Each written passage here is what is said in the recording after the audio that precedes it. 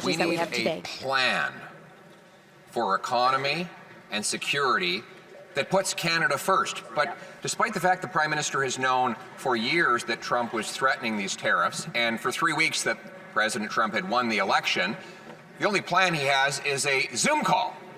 No plan to reverse his disastrous liberalization of drugs that have killed people and now threaten our borders.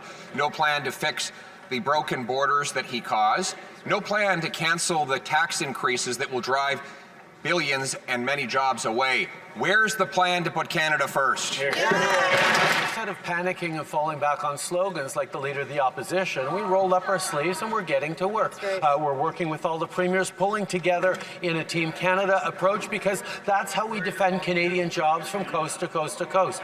I spoke with Donald Trump yesterday evening, talked about how important it was for us to work together to solve some of the challenges we're facing as a continent, as countries, but also work to grow our economy, protect our workers on both sides of the border. This is the responsible, methodical approach we're taking as we move forward, while our opponent falls back on slogans and fear.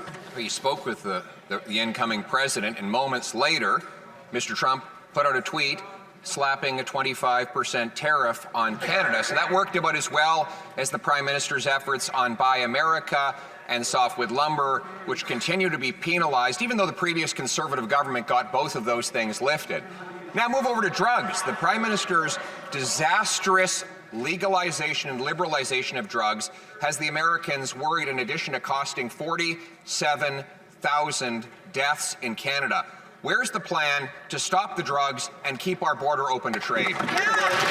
Once again, the Leader of the Opposition is just making stuff up. I clearly spoke with the President of the United States an hour and a half after he put out his suggestion on tariffs. The reality is we're going to continue to work constructively with the incoming administration to protect Canadian jobs, to protect Canadian growth, to take the responsible approach that isn't steeped in partisanship, that pulls together the Team Canada approach that stands up for Canadians instead of throwing our arms up and saying all is broken like the Leader of the Opposition. Well, that's even worse.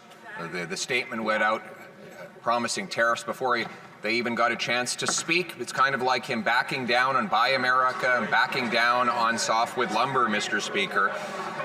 Now let's move to the tariffs the Prime Minister wants to impose on our economy.